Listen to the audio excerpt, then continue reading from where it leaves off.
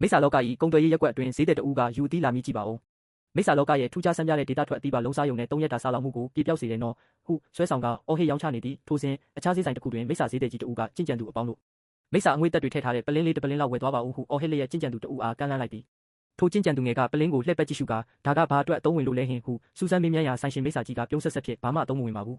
းအမှတ်တရတင်ထားဖို့ပေါ့အိမ်ပြန်ရောက်တဲ့အခါမိစ္ဆာလောကကိုရောက်ဖူးတယ်မိစ္ဆာအငွေ့သက်တွေကိုလည်းရှူရှိုက်ဖူးတယ်လို့တခြားလူတွေကိုကြွားလို့ရတာပေါ့တကယ်ကိုမျက်နှာပန်းလာတာပေါ့ဟုရှင်းပြသည့်ထိုစကားကိုကြားတော့အခါကြင်ကြံသူငယ်ကသဘောကျသွားပြီးငါ့ကို3ပလင်းပေးပါဟုဝယ်ယူလိုက်တော်သည်ထိုမြင်ကွင်းကိုကြည့်နေတော့ချမ်းချမ်းကိုင်း၏အသေးကျော်ဖူပင်လေးကတကယ်ကိုလူတော်ပဲလေထုကိုရောင်းတာတော့အံ့ဩစရာကောင်းနေပြီအခုတော့မိစ္ဆာအငွေ့သက်တွေကိုပါရောင်းနေကြပြီအခုဖြစ်သူရဲ့ဒီကုံသွယ်ရေးရက်ကွက်ကတကယ်ပဲတန်ဖိုးရှိတဲ့အခွင့်အရေးကိုတစ်စက်ကလေးမှအလားအတာအဖြစ်မခံဘူးပဲဟုစိတ်ထဲကတွေးတော်မိသည်ထိုစဉ်ဘေးနားရှိဆိုင်တစ်ဆိုင်တွင်ကြင်ကြံသူတဦးဖြစ်သောကြောက်ရွံ့ချန်ကဆိုင်ရှင်ယူမင်တနက်တာ10လက်လောက်ပေးပါဦးဟုလှမ်းអော်လိုက်သည့်ဆိုင်ရှင်မိစ္ဆာကြီးကရပါပြီခင်ဗျာ10လက်ဆိုရင်မူလဈေး2500ရှိပေမဲ့အခု80ရာနှုန်းလျှော့ဈေးနဲ့ဆိုတော့ဝိညာဉ်ကြောက်တုံး2000ပဲကျတင်ပါမယ်အကိုကြီးကအရေးကြပေးချင်ပါလားဒါမှမဟုတ်အပြည့်ပေးချင်ပါလားဟုလောကပြုသည့်ကြောက်ရွံ့ချန်ကလည်းဝင်းကြွားစွာဖြင့်အပြည့်ပေးမယ်ဟုဆိုကာဝိညာဉ်ကြောက်တုံးအိတ်ကြီးကိုစပွဲပေါ်သို့ဖုံးကနေချလိုက်သည့်ထိုမြင်ကွင်းကိုကြည့်ကာဘေးမှကျင်ကြံသူများက10လက်လုံးကိုအပြည့်ပေးချေတာပဲကြောက်မိသားစုကတကယ်ပဲချမ်းသာတာပဲဟုတီတိုချီကျူးကြပြီးတဦးကအဲ့ဒါကိုအရေးကြတောင်ပေးလို့ရတာလားဟုအံ့ဩသွားကြသည်ထိုစဉ်ကောင်းကင်ရမအနက်ရောင်ဝစ်စုံနှင့်ငွေရောင်မျက်နှာဖုံးကိုဝစ်ဆင်ထားသောမိစ္ဆာလောက၏တခင်လေးဖူးရန်သည်ခန့်ညားထဲဝါစွာပြန်တန်းဆင်းတက်လာပြီးတေချာတာပေါ့ကျင့်ကြံသူအပေါင်းတို့ကဒီတစ်ခေါက်လာတော့ဝိညာဉ်ကြောက်တုံးလုံးလောက်အောင်မယူလာမိတာမျိုးဖြစ်နိုင်တာကိုထည့်သွင်းစဉ်းစားပြီးကျွန်ုပ်တို့ဘက်ကအရေးကြစနစ်နဲ့ပေးချေတာကိုအားပေးပါတယ်ကိုယ့်ရဲ့ဂိုင်းချက်လက်တွေနဲ့ကိုရေးကိုတာကြောက်စိမ်းပြားကိုခြံထားခဲ့ရုံနဲ့တင်ရပါပြ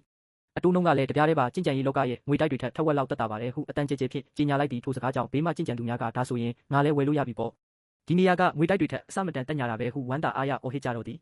ထန်းကြံကိုင်းမှာမှတ်တမ်းတင်သည့်ဂိုင်းတူအကိုကလည်းမြင်းဤစာအုပ်တွင်မိစ္ဆာလောက၏ကုန်သွယ်ရေးစနစ်အဆင့်မြင့်တင်မှုအရေးကြစနစ်ကိုအသုံးပြုပြီးအတိုးနှုံးတက်တာစွာဖြင့်သုံးဆွဲသူများကိုဆွဲဆောင်နေသည့်မှတ်ချက်မိစ္ဆာသခင်လေး၏စီးပွားရေးနည်းဗျူဟာသည်အလွန်အန္တရာယ်ကြီးမားသည်ဟုအပြေးလွှာရေးသားလိုက်သည့်ဖူပင်လေးကလည်းအကိုဖြစ်သူရဲ့ဒီနီလန်းတွေကမိစ္ဆာလောကစီကတင်ယူထားတာမဟုတ်ပဲလူပြည်ကနေတင်ယူလာတာတော့တယ်ဟုစဉ်းစားမိသည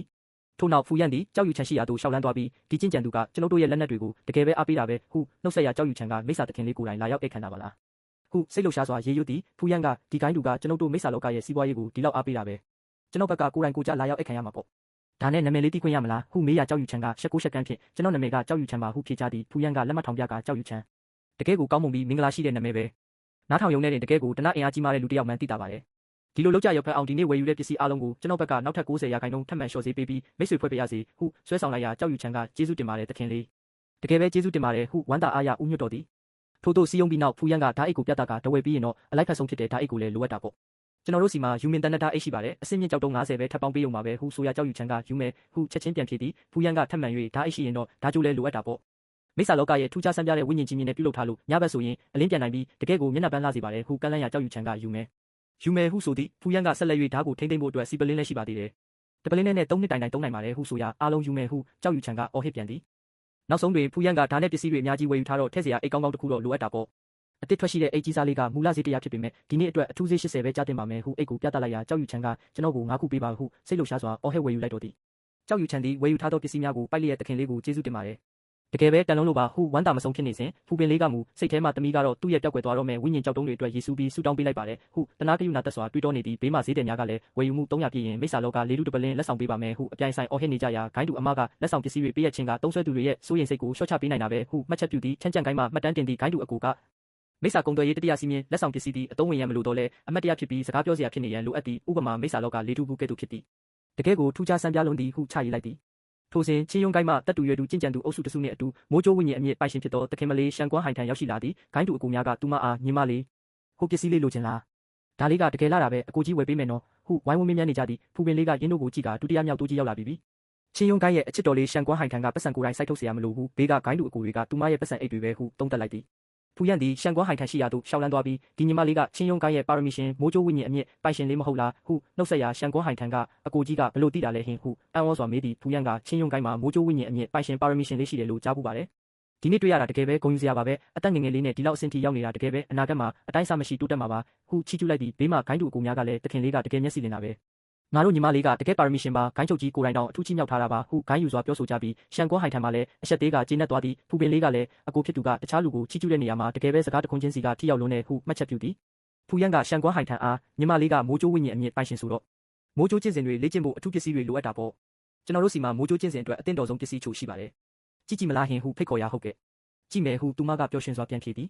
်ထို့နောက်ဖူရန်ကပစ္စည်းများကိုတစ်ခုချင်းစီပြတာကရောင်းချတော့သည်ဒါကတော့1000မိုးကြိုးထိမှန်ထားတဲ့တစ်တာပါ မိုးကြိုးစွမ်းအားတွေတဘာဝအတိုင်းပါရှိပြီးကြင်ကြံရေးမှာအထူးသုံးဝင်ပါတယ်ဟုပြတရာရှန်ကွမ်းဟိုင်ထံကယူမယ်ဟုဆိုသည်ဒါကတော့မိစ္ဆာလောကရဲ့မိုးကြိုးဝိညာဉ်ကြောက်တုံးပါတာမန်ဝိညာဉ်ကြောက်တုံးတွေထက်မိုးကြိုးစွမ်းအားတွေပုံမိုသိသိထားနိုင်လို့ကြင်ကြံရေးကိုပုံမိုမြန်ဆန်စေပါတယ်ဟုဆိုရာယူမယ်ဟုထပ်မံဆိုသည်ဒါကတော့မိစ္ဆာလောကရဲ့မိုးကြိုးစင်ကြောင်ကြောက်စိမ့်ပြပါကိုခန္ဓာမှာစောင့်ထားရင်တွေးကြောတွေကိုကာကွယ်ပေးပြီးမိုးကြိုးဝိညာဉ်အမြင့်အတွက်အထူးကြိုးပြုပါတယ်ဟုဆိုရာယူမယ်ဟုဝမ်းသာအားရအော်ဟစ်ပြန်သည်ဒါကတော့ယူမင်အသီးပါ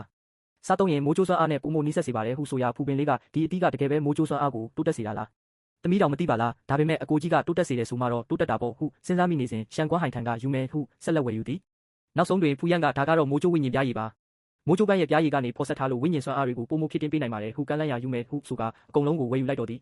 ထို့သောဖြင့်ဘေးမှဂိုင်းတူအကိုများနှင့်အမများ၏ပတ်စံအိမ်များမှလုံးဝပြောင်းတလင်းခါသွားပြီးတက်ပြင်းချကာရက်နေကြရရှာသည်ထန်းကြံကိုင်းမှမှတ်တမ်းတင်သည့်ဂိုင်းတူအကိုကလည်းရင်းဤစာအုပ်တွင်မိစ္ဆာလောက၏တိကျသောအယောင်မြင့်တင်၏အခြေအနေနှင့်ရည်မှန်းချက်သုံးဆွဲသူမှာမိုးကြိုးဝိညာဉ်အမြင့်ပိုင်ရှင်ဖြစ်ပြီးပတ်စံပေးချေသူမှာဘေးမှဂိုင်းတူအကိုများနှင့်အမများဖြစ်ကြသဖြင့်အယောင်ဝယ်ဖြစ်မြောက်မှုအတားအဆီးမှာလုံးဝမရှိသလောက်ဖြစ်သည်ဟုရေးသားမှတ်တမ်းတင်လိုက်သည်ဖူပင်လေးကမူလမ်းလျှောက်ရင်းပြုံလေးဖြစ်သူမကတော့ပတ်စံတွေအများကြီးကုန်သွားတာကိုလုံးဝသိမှာမဟုတ်ဘူးသူမသုံးဆွဲလိုက်တဲ့ဝိညာဉ်ကြောက်တုံးတွေအားလုံးကနောက်ဆုံးတော့ငါတို့မိသားစုရဲ့အိတ်ထဲကိုပဲရောက်လာမှာပဲသူမသုံးဆွဲလိုက်တဲ့ပတ်စံတွေကသူမရဲ့ဂိုင်းကပတ်စံတွေဖြစ်ပေမဲ့ငါတို့မိသားစုရဲ့ကုန်ပစ္စည်းတွေကိုဝယ်ယူဖို့သုံးဆွဲလိုက်တာဆိုတော့ဒါကိုကိုရေတွင်းကရေကိုလေထဲပဲစီးစင်းတာလို့ခေါ်တာပေါ့တကယ်ပဲဘာပဲဖြစ်ဖြစ်ငါတို့ဘက်ကတော့လုံးဝမရှုံးပါဘူးဟုပျော်ရွှင်စွာတွေးတောလျက်ရှိသူဆက်လက်ရှောင်းလန်းသွားပါတော့သည်